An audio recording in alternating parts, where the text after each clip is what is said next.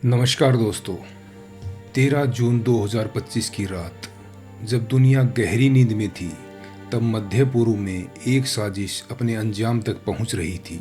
Israel ने अचानक operation rising lion launch कर दिया, एक ऐसा सैन्य हमला जिसने पूरी दुनिया को चौंका दिया। इजराइल के टॉप फाइटर जेट्स ने ईरान के गुप्त परमाणु ठिकानों पर सटीक हमले किए। सिर्फ इंफ्रास्ट्रक्चर ही नहीं, 9 अहम परमाणु वैज्ञानिक भी इस हमले में मारे गए। यह कोई साधारण कार्रवाई नहीं थी, यह एक कड़ा संदेश था। ईरान, तुम कभी न्यूक्लियर पावर नहीं बन सकते। इजराइल का मानना है कि अगर ईरान ने परमाणु हथियार बना लिए तो यह पूरी दुनिया के लिए एक बड़ा खतरा होगा, खास तौर पर इजराइल के लिए। इसलिए इस हमले को अस्तित्व की लड़ाई भी माना जा रहा है। ईरान ने भी जवाबी हमला किया, मिसाइलें, ड्रोन और तबाही का तांडव। इजराइल में हजारों रिहायशी इमारतें और सरकारी संस्थान मलबे में बदल गए। मध्य पूर्व जल उठा। हर मिसाइल एक चेतावनी है और हर धमाका एक नए युद्ध का ऐलान। अब यह जंग एक खतरनाक मोड़ पर पहुंच चुकी है, क्योंकि अमेरिका ने खुलकर इस युद्ध में एंट्री ले ली है। दिनांक 22/5/2025 को अमेरिकी फाइटर जेट्स ने ईरान के 3 बड़े परमाणु ठिकानों फोर्डो, नतांज और एस्फाहान को तबाह कर दिया। इसके जवाब में ईरान ने इजराइल पर मिसाइलों की बारिश कर दी है। अभी तक की जंग में दोनों देशों में जान माल का भारी नुकसान हुआ है। अमेरिका और इजराइल का ईरान पर हमला अब सिर्फ एक क्षेत्रीय संघर्ष नहीं रहा, ये एक वैश्विक संकट बनता जा रहा है। चीन की तीखी प्रतिक्रिया ने हालात को और भी गंभीर बना दिया है। चीन ने खुलकर चेताया है कि अमेरिका 2003 के इराक युद्ध जैसी ऐतिहासिक भूल को दोहरा रहा है, जिसका खामियाजा पूरी दुनिया ने भुगता था। चीन ने अमेरिका पर ईरान इजराइल तनाव को जानबूझकर भड़काने का भी आरोप लगाया है। अब सवाल उठता है, क्या तीसरे विश्व युद्ध की आहट सुनाई दे रही है? क्या महाशक्तियां टकराने को तैयार हैं? आने वाले दिन निर्णायक हो सकते हैं। अब हालात और भी भयावह हो गए हैं। ईरान ने रूस से मदद की गुहार लगाई है और इसके लिए उसके विदेश मंत्री अब्बास अराची ने रूस का दौरा किया है। यह साफ संकेत है कि अब यह टकराव केवल 2 देशों का नहीं रहा, बल्कि एक वैश्विक युद्ध की ओर बढ़ रहा है। पूरी दुनिया सांस रोक के देख रही है। क्या यह तीसरे विश्व युद्ध की शुरुआत है, या फिर अमेरिका का यह कदम एक बड़ी तबाही को टालने की रणनीति थी? सवाल कई हैं, लेकिन जवाब वक्त देगा, और शायद वह वक्त अब ज़्यादा दूर नहीं है। ईरान के परमाणु ठिकानों पर अमेरिका के हमलों ने पूरी दुनिया को हिला दिया, लेकिन सबसे तीखी प्रतिक्रिया आई रूस की ओर से। रूसी विदेश मंत्रालय ने इस हमले को अंतर्राष्ट्रीय कानून और संयुक्त राष्ट्र चार्टर का घोर उल्लंघन बताया। उन्होंने साफ कहा, एक संप्रभु देश पर मिसाइल और हवाई हमले किसी भी दृष्टि से जायज़ नहीं ठहराए जा सकते। रूस ने चेतावनी दी कि इस गैर जिम्मेदाराना कार्रवाई से पूरे मध्य पूर्व में अस्थिरता फैल सकती है और परमाणु अप्रसार संधि यानी एनपीटी को भी गहरा झटका लगेगा। पूर्व रूसी राष्ट्रपति दिमित्री मेदवेदेव ने और भी सख्त बयान दिया। उन्होंने कहा, अब ईरान को कई देश परमाणु हथियार देने पर विचार कर सकते हैं और ट्रंप को अब नोबेल पुरस्कार जीतने का सपना छोड़ देना चाहिए। रूस ने पहले ही दुनिया को आगाह कर दिया था, अगर ईरान के बूशहर न्यूक्लियर प्लांट पर हमला हुआ तो वह एक और चेरनोबिल बन सकता है। याद कीजिए 26 अप्रैल 1986 का वो दिन, जब यूक्रेन के चेरनोबिल न्यूक्लियर प्लांट में एक भीषण विस्फोट हुआ था।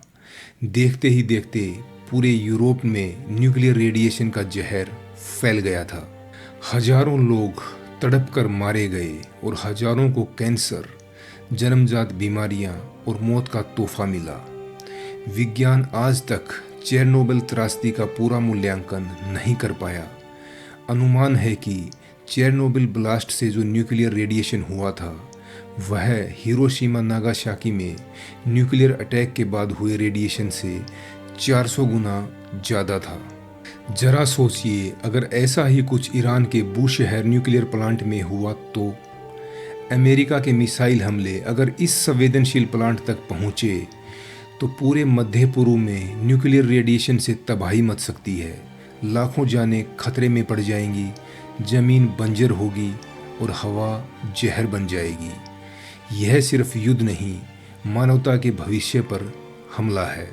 क्या हम फिर वही विनाश का रास्ता चुनने जा रहे हैं जिसके बारे में इतिहास हमें बार बार चेतावनी दे रहा है? ये सिर्फ ईरान की बात नहीं है। सऊदी अरब, इराक, अफ़गानिस्तान, यहाँ तक कि भारत तक इसका असर महसूस हो सकता है। बूशहर अब एक टिकिंग टाइम बम है और अमेरिका ने उसे छेड़ दिया है। क्या दुनिया फिर एक और परमाणु नरसंहार देखने जा रही है? क्या हम चुप रहकर खुद अपने अंत को बुला रहे हैं? अब बड़ा सवाल यह है, क्या रूस और चीन खुलकर ईरान के साथ खड़े होंगे या पर्दे के पीछे कूटनीतिक चालें चलेंगे? क्या 2025 में वाकई तीसरे विश्व युद्ध की शुरुआत हो चुकी है? क्या दुनिया अब उस कगार पर खड़ी है जहां से लौटना नामुमकिन है? क्या एक अंधी महिला जिसने अपनी आंखों से कुछ नहीं देखा मगर भविष्य को भांप लिया, सही साबित हो रही है? आज हम बात कर रहे हैं बाबा वेंगा की, वो रहस्यमयी भविष्यवक्ता जिसकी कई भविष्यवाणियां अब तक सच साबित हो चुकी हैं और अब उनकी सबसे डरावनी भविष्यवाणी तीसरे विश्व युद्ध की वायरल हो रही है। बाबा वेंगा का जन्म 31 जनवरी 1911 को बुल्गारिया में हुआ था। उनका असली नाम था वेंजेलिया पांडेवा गुस्टेरोवा। बचपन में एक तूफान में आंखों की रोशनी खो चुकी वेंगा कहती थी कि उन्हें भविष्य दिखाई देता है। वो अपने गांव में रहने वाली एक आम महिला थी, लेकिन धीरे धीरे उनकी भविष्यवाणियों ने उन्हें एक अलौकिक शक्ति बना दिया।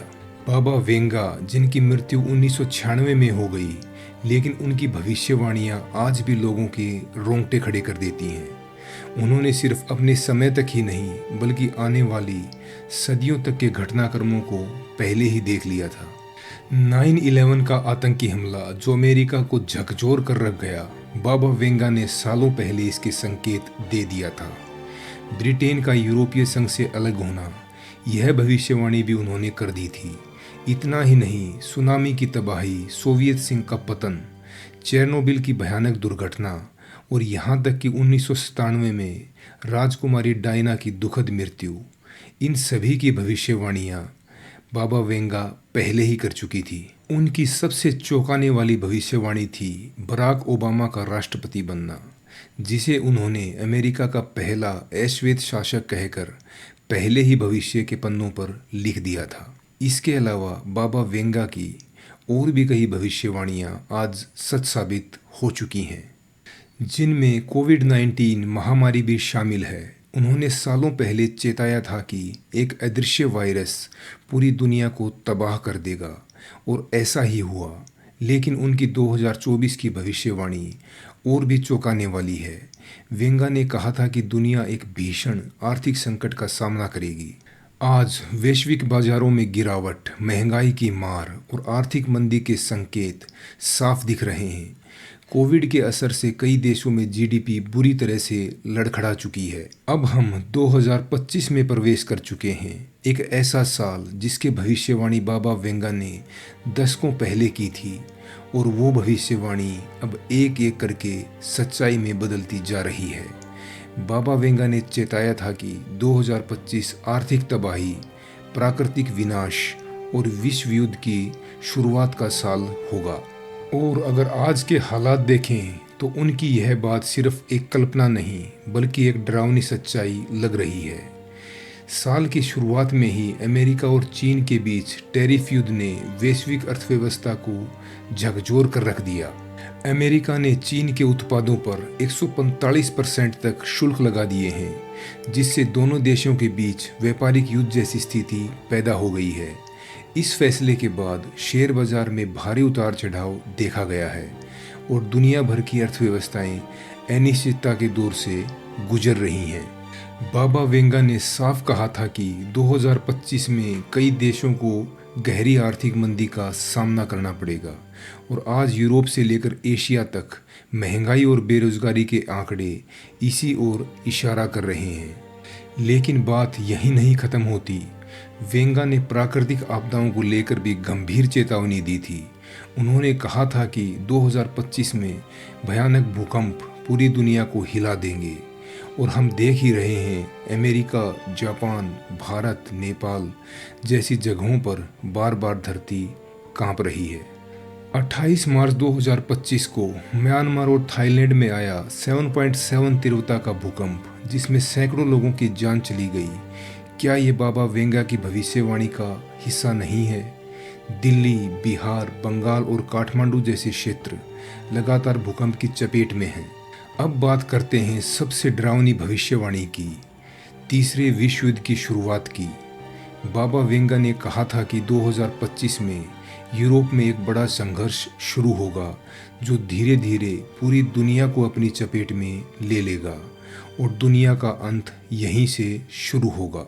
आज जब इजराइल और ईरान के बीच युद्ध तेज हो रहा है और अमेरिका इसमें खुलकर शामिल हो चुका है, तो रूस और चीन जैसे देशों का समर्थन ईरान को मिलना इस संघर्ष को विश्व स्तर पर ले जा रहा है। सिर्फ यही नहीं, रूस यूक्रेन युद्ध जारी है, उत्तर कोरिया दक्षिण कोरिया के बीच मिसाइलों की धमक, भारत और पाकिस्तान के बीच सीमा पर तनाव और भारत चीन की सीमा पर लगातार बढ़ता दबाव, ये सब मिलकर एक भयावह भविष्य का संकेत दे रहे हैं। क्या बाबा वेंगा की तीसरे विश्व युद्ध की भविष्यवाणी अब सच होती जा रही है? क्या दुनिया वाकई एक परमाणु संघर्ष, अर्थव्यवस्था के पतन और प्राकृतिक विनाश की ओर बढ़ रही है? ये सवाल अब सिर्फ कल्पना नहीं रहे। अब दुनिया को शायद वेंगा की चेतावनी को गंभीरता से लेने का समय आ गया है, क्योंकि अगर यह युद्ध शुरू हुआ तो यह केवल देशों का नहीं होगा, यह मानवता का अंत भी हो सकता है। बाबा वेंगा की भविष्यवाणियाँ हमेशा रहस्यमय और चौंकाने वाली रही हैं और हैरानी की बात यह है कि अब तक उनकी कई भविष्यवाणियाँ सच भी साबित हुई हैं। लेकिन जो उन्होंने आने वाले समय के लिए कहा है वो सुनकर रोंगटे खड़े हो जाते हैं। उनका दावा है कि साल 2028 में इंसान शुक्र ग्रह को ऊर्जा के स्रोत के रूप में इस्तेमाल करना शुरू कर देगा। 2033 में पूरी दुनिया में समुद्र का जल स्तर बढ़ जाएगा, जिससे तटीय शहर खतरे में आ जाएंगे। 2076 में साम्यवाद पूरी दुनिया में फैल जाएगा और सत्ता का चेहरा बदल जाएगा। उनकी भविष्यवाणी के अनुसार 2130 में इंसान एलियन से संपर्क करेगा, एक ऐसी घटना जो इतिहास का रुख ही बदल देगी। 2170 में दुनिया भीषण सूखे की चपेट में आएगी और जान माल का भारी नुकसान होगा। 3005 में पृथ्वी की सभ्यता मंगल ग्रह पर रहने वाली किसी अन्य सभ्यता से युद्ध लड़ेगी। और सबसे भयावह भविष्यवाणी, 5079 में दुनिया का अंत हो जाएगा। इन बातों में कितनी सच्चाई है यह तो समय ही बताएगा, लेकिन अगर बाबा वेंगा की पुरानी भविष्यवाणियों को देखा जाए तो इन्हें नज़रअंदाज करना भी आसान नहीं है। दोस्तों, युद्ध सिर्फ सरहदों पर नहीं लड़ा जाता, यह इंसानी आत्मा पर गहरे घाव छोड़ता है। जब बारूद की गंध हवा में घुलती है तो सबसे पहले मरती है इंसानियत। इंसान नहीं रह जाता, वो सिर्फ एक झंडे, एक विचारधारा या एक बदले की भावना में बदल जाता है। गोलियों की आवाज़ केवल सैनिकों को नहीं, आम नागरिकों के सपनों को भी चीर देती है। एक माँ अपने बेटे को खोती है, एक बच्चा अपना बचपन और एक परिवार अपनी पूरी दुनिया। युद्ध के बाद बचती हैं सिर्फ वीरान गलियाँ, जले हुए मकान और वो सूनी आँखें जिनमें कभी उम्मीद झलकती थी। करुणा, दया, प्रेम, ये सब उस युद्ध की आग में भस्म हो जाते हैं। विजेता भी हार जाता है और पराजित तो इतिहास के पन्नों में गुम हो जाता है। युद्ध कोई स्थायी समाधान नहीं होता, यह तो बस एक नई नफरत की नींव रखता है। यह शांति की शुरुआत नहीं बल्कि अनगिनत पीड़ाओं की अग्नि होती है। शायद अब वक्त आ गया है जब दुनिया को समझना होगा कि असली ताकत शांति में है, युद्ध में नहीं। धन्यवाद। जय हिंद, जय भारत।